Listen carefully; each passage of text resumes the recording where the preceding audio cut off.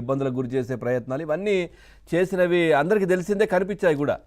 So ఇప్పటికీ ఇంకా మరి ఏదైతే వైసీపీ పెద్దలకు కావచ్చు, లేదంటే మళ్ళీ ఎందుకులే అన్నట్టుగా ఏమైనా ఆయన ఆలోచిస్తున్నట్టుగా అనిపిస్తోందా? ఎందుకంటే ఆధారాలు కావచ్చు, ఆరోపణలు ఇవన్నీ జరుగుతున్నా శ్రీలక్ష్మి గారిని కావచ్చు, టీడీఆర్ బాండ్లలో ఏమీ జరగలేదని చెప్పడాలు, ఆ తర్వాత ఈ గ్రీన్ బ్యూటిఫికేషన్లో ఎక్కువగా అవినీతి జరగలేదని మాట్లాడడం, ఎట్లా చూస్తారు సార్? అంటే ముందుగా అందరికీ నమస్కారం అండి. సార్, ఒకటి, ఇది చిన్నదా పెద్దదా అనే విషయం కొన్ని పత్రికలో లేకపోతే మాలాంటి వాళ్ళు మాట్లాడేప్పుడు పక్కన పెడదాం. 2023 డిసెంబర్లో తెలుగుదేశం పార్టీ అధికార ప్రతినిధిగా ఆనం వెంకటరామరెడ్డి గారు పార్టీ తరఫు ప్రెస్ మీట్ పెట్టి టీడీఆర్ బాండ్లలో 45,000 నుండి 50,000 కోట్ల రూపాయల అవినీతి జరిగింది వైసీపీ ప్రభుత్వంలో, అధికారులు, వైసీపీ నేతలు, ప్రజాప్రతినిధులు భాగస్వాములయ్యారని టీడీపీ తరపున చెప్పారు. 45,000-50,000 కోట్ల రూపాయలని ఎవరో చెప్పింది కాదు కదా. అవును, మీరు ప్రతిపక్షంలో ఉన్నప్పుడు 45,000-50,000 కోట్ల రూపాయల అవినీతి అంటే అది చిన్నది ఎలా అవుతుంది? మంత్రి గారు చెప్పాలి. అప్పుడు చెప్పింది అబద్ధమా, లేదు ఇప్పుడు మీరు చెప్తుంది అబద్ధమా అంటే మొదట ఇది పూర్తిగా తప్పు. ఇది తీవ్రమైనటువంటిది. తణుకు లాంటి ఒక చిన్న మున్సిపాలిటీలో 900 కోట్ల రూపాయల పైన టీడీఆర్ బాండ్లలో అవినీతి జరిగింది. ఇక విశాఖపట్నం ఎంత, తిరుపతి ఎంత, విజయవాడ ఎంత, రాష్ట్రమంతా ఎక్కడ జరిగింది? ఇంకా లోతుల్లోకి వెళ్తే ఇంకా లోతుల్లోకి 2,000 కోట్లు అని చెప్పేసి భూమన కరుణాకర్ రెడ్డి గారు చెప్పారు కదా. అవును చెప్పారు. అదే అందుకే ఇది మొదటి. ఇక రెండోది అమృత్ పథకం. సుమారుగా 103 కోట్ల రూపాయల పైగా ఇప్పటికి బయటకు వచ్చిన వార్తల ప్రకారం అది మొక్కల్లో అవ్వచ్చు, పార్కుల్లో అవ్వచ్చు, వాటర్ పైప్ లైన్లు అవ్వచ్చు, మిగిలినటువంటి వాటిల్లో అవినీతి జరిగింది.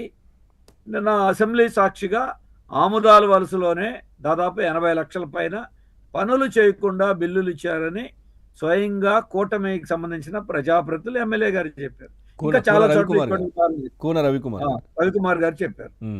మరి ఇవన్నీ ఇంత అయితే ఇక్కడ సమస్య వైసీపీ వాళ్ళు గతంలో నారాయణ గారిని అరెస్ట్ చేయబోయారు కాబట్టి ఇప్పుడు అరెస్ట్ చేయటం ఇది కాదు సమస్య. అవును, పబ్లిక్ మనీ, ప్రజాధనం దుర్వినియోగం అయినప్పుడు అది ఎవరైనప్పటికీ కూడా ఇదేం కక్ష సాధింపు కాదు. ఒక్కళ్ళ మీద ఒకళ్ళు వాళ్ళు చేశారు కాబట్టి మేం చేస్తామనే సమస్య కాదు. ఇది ప్రజాధనం. మున్సిపాలిటీలకి ఇంటి పన్ను పెంచి, చెత్త పన్ను వేసి, రకరకాల పన్నులు వేసి ఇవి పీడిస్తున్నటువంటి మున్సిపాలిటీలు, నగరపాలక సంస్థలు తమ ఆదాయాన్ని కోల్పోతే ఆదాయం అంతా మున్సిపాలిటీలకు చెందితే అభివృద్ధి కార్యక్రమాలు ఎంత జరగడానికి అవకాశం ఉంది? ఇది ప్రజాధనం. స్థానిక సంస్థలు నష్టపోయాయి కాబట్టి ప్రభుత్వంలో ఉన్నటువంటి వాళ్ళు గతంలో జరిగిన అవినీతిని వెలికి తీసి ఆ డబ్బు మొత్తం రాబట్టాలి, శిక్షించాలి. దీంట్లో ఉన్నది. అలాగే సామాన్యులు దీనివల్ల ఇబ్బంది పడుతున్నారు. ఈ టీడీఆర్ బాండ్లు ఇలా ఫేక్ టీడీఆర్ బాండ్లు అమ్మేస్తే నష్టపోయినటువంటి వాళ్ళు కొనుక్కున్న వాళ్ళు ఎంతమంది ఉంటారు?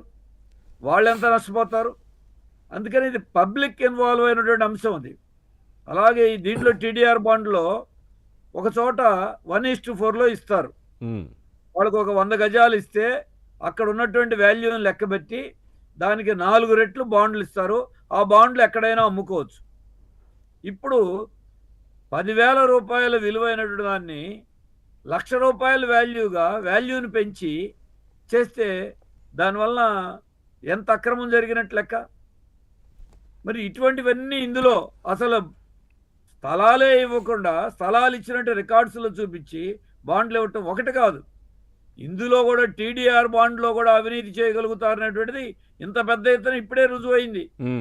ఖచ్చితంగా వీటి మీద చర్య తీసుకోవాలి. ఎందుకు మున్సిపల్ మంత్రి గారు వెనకం చేయాలి అంటే మీ ప్రయోజనం ఏదో ఉండి ఉంటుంది, లేకపోతే అవదు. కార్పొరేట్ విద్యా సంస్థలు నడుపుతున్నటువంటి మంత్రి గారు ఆయన మరి సంస్థలు నడుపుకోవడం వ్యాపారం, ప్రభుత్వంలో కూడా వ్యాపారం లాగా చేస్తే ఎలాగా, కార్పొరేట్ సంస్థలాగా చూస్తే ఎలాగా? అవును. మీరంటే వ్యాపారం చేసినప్పుడు అక్రమాలో, తప్పులో, ఒప్పులో, కార్పొరేట్ విద్యా సంస్థల్లో ఈ ఏదో ఒక నారాయణ అని కాదు, రకరకాల దాంట్లో వాళ్ళు చేసేటువంటి రకరకాల పద్ధతులు ఉంటాయి. ప్రభుత్వాన్ని అలా చూడకూడదు. ఇప్పుడు జరుగుతున్నటువంటి విషయం ఖచ్చితంగా దీని మీద చర్య తీసుకోవాల్సిన నైతిక బాధ్యతే కాదు, చట్టపరమైనటువంటి బాధ్యత ఈ ప్రభుత్వం మీద ఉంది. అంటే మా నారాయణ గారు చేస్తామంటే మరి ఆంధ్రజ్యోతిలో వార్త వచ్చింది ఈరోజు. గతం నుండి కూడా మాట్లాడుతున్నారు. ప్రభుత్వంలోని పెద్దలకు తెలియదా? ముఖ్యమంత్రి గారికి తెలియదా? డిప్యూటీ ముఖ్యమంత్రి గారికి తెలియదా? లోకేష్ గారికి తెలియదా?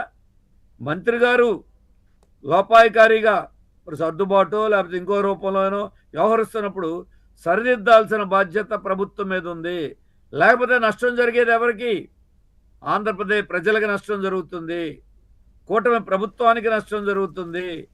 ఇదేమి ప్రత్యక్షంగా అధికారులు శ్రీలక్ష్మి గారు ఇవాళ కాదు కదా, గతము నుండి ఉన్నటువంటి ఓబులాపురం మైన్లు మొదలుకొని ఎన్ని విషయాల్లో వైఎస్ రాజశేఖర రెడ్డి గారి పరిపాలన దగ్గర నుంచి ఉన్నటువంటి ఆరోపణలు ఉన్నటువంటి సరే, ఇప్పుడు దాంట్లో అనేక టీడీఆర్ కేసులు బాండ్లకు సంబంధించి 2,000 కోట్ల అవినీతి జరిగింది అని హైదరాబాద్లోనో లేదంటే ఇక్కడ చుట్టుపక్కల ప్రాంతాల్లో చాలా మందికి ఆమె చెప్తూ వస్తూ ఉన్నారని భూమన కరుణాకర్ రెడ్డి చెప్తా ఉన్నారు. దాంట్లో అవినీతి జరిగిందని ఆయన చెప్తా ఉన్నారు, ఈమె చెప్తూ వస్తోంది. అట్లాంటిది మరి ఏమీ లేదని ఎట్లా చెప్తారు వీళ్ళు? అదే జరగలేదని